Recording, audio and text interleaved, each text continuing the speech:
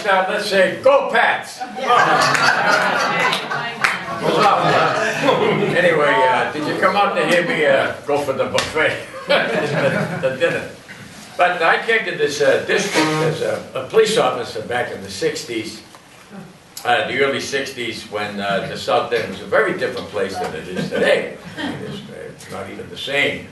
As I walk around today, as I drive around, and even Captain Ivins would even tell you, because he was here years ago too as a young patrolman, and it was a vastly different place. I was assigned prior to coming. I started my career in District 13 in Jamaica Plain, and then I went over to Roxbury at District 9, which used to be down on Blue Hill Avenue, and the corner of Blue Hill Avenue and Dudley Street. And I stayed there for a few years, and then they transferred me over to District 1, which was downtown Boston in primarily the North End area, where while I was there, I got involved in a controversy that we won't go into now. It's a story for another day. But the good citizens demanded my removal from that area. They wanted somebody to work in that particular area down here in the South End. So when I was assigned here to District 4, they assigned me to that South End because I could speak Italian. What that had to do with speaking Spanish, I don't know. But it was a foreign tongue. So they said, put him there. So, you know, I tried. So they put me down in that area, and myself and my partners, and we worked in that particular area. And I got to know a whole lot of people down there, and I got to know a whole lot of the the people that were community activists from that area and the different groups, and it became one of those type of things. And then they asked me to become a community service officer. It was a new concept that the police department had at the time.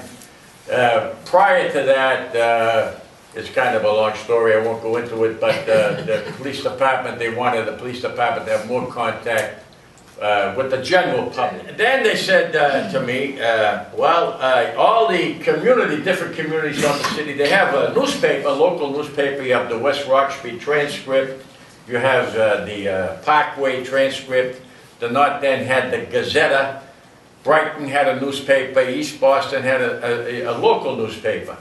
The South End, in Allison, well, I don't know when they started, but they 1980. Around 1980, I guess it was, they had the South End News. Now became the local South End newspaper. The Back Bay had one, and the Fenway, I believe, even had a little one. So anyway, they said to me, everybody, all the community service officers, myself, you have to put an article in that paper. And but the police department did say to me, would you like to do that? You think that would be something that you'd be acclimated to? Would you like to try it? No, the captain just called me in and said, Sacco, write the column. Put something in the paper. Okay. The time when I said homeless, I would say a homeless man was picked up for this reason, or a homeless man was picked up for that reason. And I got a call from somebody one time that was irate that I used that term. They said, don't you realize, sir, that everybody has a home. Everyone has a home.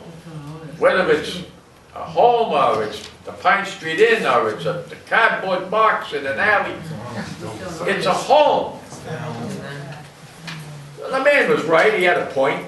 So I changed, I didn't say homeless, I said undomicile. I wrote one article, I did write one article that I thought I was going to get a little flack for it. But I didn't. I have it here. It was about what I used to do is after I wrote the article, I would put like a point of information. In other words, once the incident, I would print the incident, and then I would give advice on how to prevent that incident from happening to you. or something like that. So I thought I was going to get a little controversy over this one, and it's a story. Be careful. One good Samaritan decided to buy dinner in a local restaurant for a man who held out his cup on Boylston Street. After the meal, the good Samaritan invited the man over to his condo for a few beers and to watch TV. After watching a few shows, the Samaritan, we all know what a Samaritan is. You ever read a good book? You know, the Samaritan, he was the guy that helped the guy that fell down. You know the story. Well, the Samaritan told the man that he could stay over in a spare bedroom for a good night's sleep in a real bed instead of a hard sidewalk. Now that's a good Samaritan. Don't sleep in the street, my friend. Come to my house and I'll let you sleep in the bedroom. You can sleep in a good bed for the night. It's a good man. The invitation was accepted. In the wee hours of the morning, the Good Samaritan was awakened by his guest, who was in the process of having sex with him as he slept. A quick call to 911 brought Area D officers who arrested the man. And my advice was, a buck in the cup is safer than a poke in the butt.